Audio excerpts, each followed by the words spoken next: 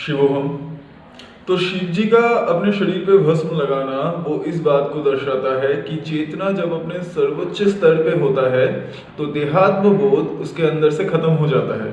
यानी कि जो काम का मूल केंद्र है यानी कि देह है, जब ये चीज दिखाई पड़ता है कि वो पंच महाभूतों से बना है और अंत में वो पंच महाभूतों में वापस मिल जाएगा, तो उसके प्रति जो आकर्षण है वो समाप्त हो जाता है।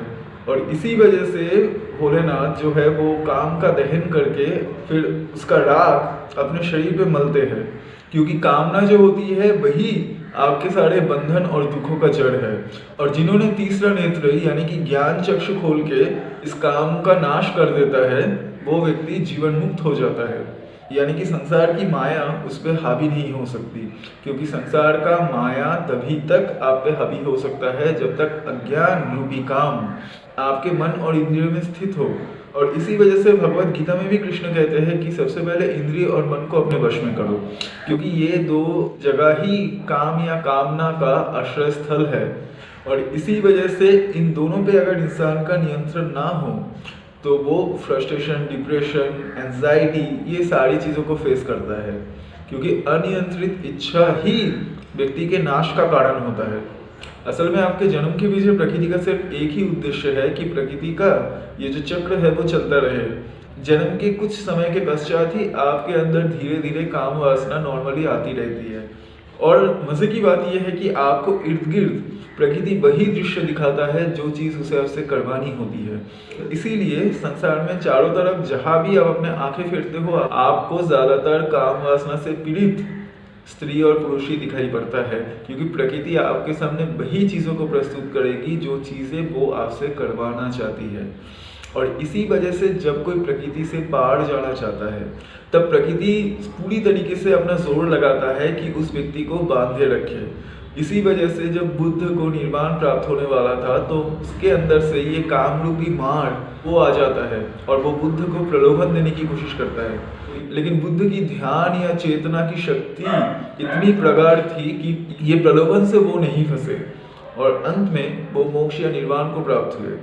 जब ये शरीर एक ना एक दिन चीता की राख बन ही जाना है तो क्यों ना वो घटना आज ही घट जाए, क्योंकि पूरी जिंदगी इंसान भागता तो रहता है बट कामनाएं कभी पूर्ण नहीं होती। और ऐसे ही एक दिन शरीर की मृत्यु घट जाती है और वो राख बन जाता है।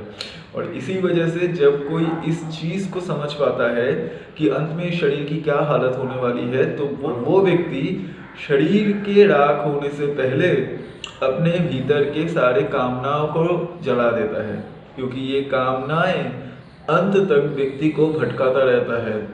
उसमें ये तक सोचने की सामर्थ्यता नहीं बचती कि किस चीज़ के लिए मैं भाग रहा हूँ, क्या वो चीज़ मिलने के बाद मैं सुखी हो पाऊँगा, ये प्रश्न प्रकृति उसमें उठने ही नहीं देता। लेकिन जिस क्षण व्यक्ति के अंदर से काम समाप्त होता है उसका विवेक जागता है और ये प्रश्न उसे साफ साफ दिखाई पड़ता है कि क्या वाकई में जिस चीज़ के पीछे मैं भाग रहा हूँ अगर वो मुझे मिल जाए क्या मैं सुखी हो जाऊँगा।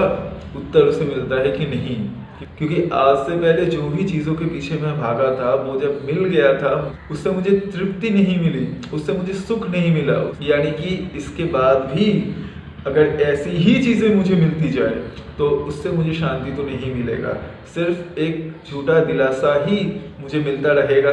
फिर मेरे अंदर तृष्णा उठेगी और मैं फिर दूसरी चीज़ों के पीछे भागूंगा। तो क्यों ना ये जो गलतफहमी है कि मैं विषयों से सेटिस्फाइड हो सकता हूँ उसी को मैं काट दूँ, और वो काटने का नाम ही वैराग्य है। तो काम का सीधा सीधा एक ही इलाज है, वो वैराग्य, क्योंकि राग से ही आपके अंदर कामनाएं जन्मती है और जिस क्षण आप में वैराग्य आ जाता है सारी कामनाएं अपने आप ही भस्म हो जाता है।